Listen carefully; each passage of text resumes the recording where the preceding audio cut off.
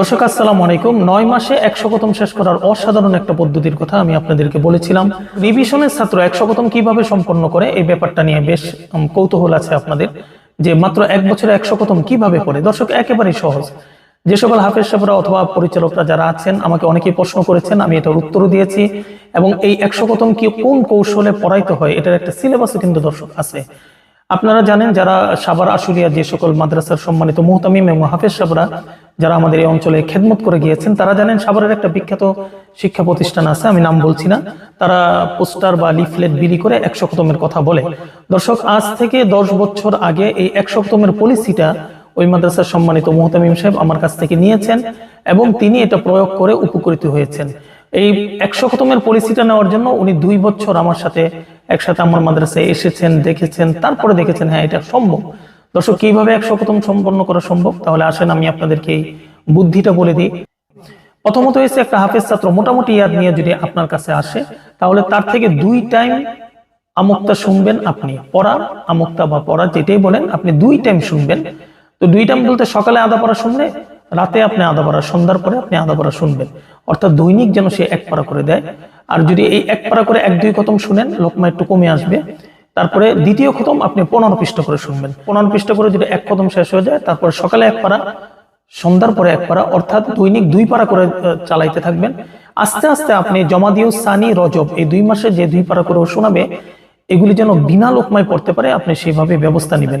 আর এটার জন্য একটা খুব সহজ পদ্ধতি হচ্ছে আপনি যেদিন যে পড়াটাই ধরবেন ওই পড়াটাই আপনি তাকে নামাজে পড়াবেন। কারণ নামাজ আপনারা জানেন দর্শক, নামাজ প্রচুর ইয়াদ বাড়ায়।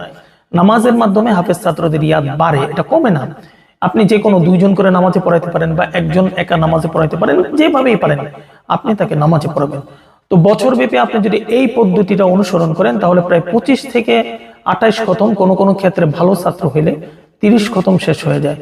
আপনি খাতা কলম নিয়ে বসে শাওয়াল থেকে শুরু করে কার্য দিবসগুলি শুরু করে হিসাব করেন, একদম কম পক্ষে 25 খতম হয়। দর্শক 25 খতম যদি শোনায় তাহলে আর থাকে 75 খতম। 25 খতম যদি সে শোনায় বা আরো কম ধরেন 20 খতম শোনায়, যদি একটা ছাত্র বছর ব্যাপী 25-এর পরিবর্তে 20 খতম শোনায়, এই 20 খতম সে শোনাইছে, 20 খতম সে নামাজে পড়ছে, এই 20 খতম আবার সে সবিনায় পড়ছে, তাহলে দর্শক কয় খতম হয়? 60 খতম।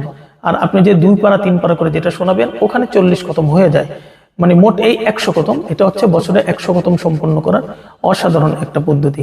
দর্শক আপনি বুঝতে পারছেন এটা একটা মানে শুনতে মনে হয় কি বছরে 100 খতম শোনাইছে, বিষয়টা কিন্তু এইটা না। একটা ছাত্র যদি 9 মাসে 100 বার কোরআনটা যে কোনো ভাবে নামাজে, শুনানিতে, সবিনাতে, তেলাওয়াতে পড়ে অনেকবার পড়া হয়েছে, মানে এত পরিমাণ রিভিশন হয়। আপনি ধরেন এক একটা আয়াত বা এক একটা পৃষ্ঠা সে 100 বার না আরো বেশি তো তেলাওয়াত করে, ধরে নিলাম সে 100 বার কার্যকরী তেলাওয়াত করেছে, তাহলে তার অসাধারণ ইয়াদ হয়। হ্যাঁ দর্শক, এটা আদায় করার জন্য আপনাকে একটু কৌশলী না, শুধু একটু মেহনতি হইতে হবে। এটা হচ্ছে হিফজ রিভিশনের একটা 100 খতম শেষ করার পদ্ধতি। আপনারা কখনো ভয় পাবেন না। 100 খতম শেষ করার এই পদ্ধতিটা আমাদের ফাইল আকারে আমরা সংরক্ষণ করে রেখেছি। আপনি যদি কখনো আমাদের বাংলাদেশ হিফজ কল্যাণ মিডিয়ার প্রধান কার্যালয় সৌতুল মদিনা মডেল মাদ্রাসা আশুলিয়াতে আসেন, আপনি দেখতে পারবেন কিভাবে এই পদ্ধতিটা, এই খতমটা আমরা আদায় করি। তারপর আপনি 100 খতম শেষ হয়ে গেলে 1 বছর একটা বাচ্চাকে কোরআন শরীফ 1 বছরে শোনাইতে পারবে, তার জন্য কোনো কঠিন কিছু হবে না। দর্শক আবারও বলছি, আপনি যদি রিভিশনের ছাত্রদের পড়ান আপনাকে কিছুটা মেহনত করতে হবে। মেহনত করেন, আল্লাহর দিকে তাকায়। ছাত্র যদি আপনার বিনা লোকমায় কোরআন শরীফ পড়তে পারে আপনার জন্য অনেক দোয়া করবে। ইনশাল্লাহ আপনি একটা যাজা খায়ের এবং শ্রেষ্ঠ শিক্ষক হিসেবেও আপনি ইনশাল্লাহ সুনাম অর্জন করতে পারবেন। দর্শক আজকে এই পর্যন্তই। আসসালামু আলাইকুম।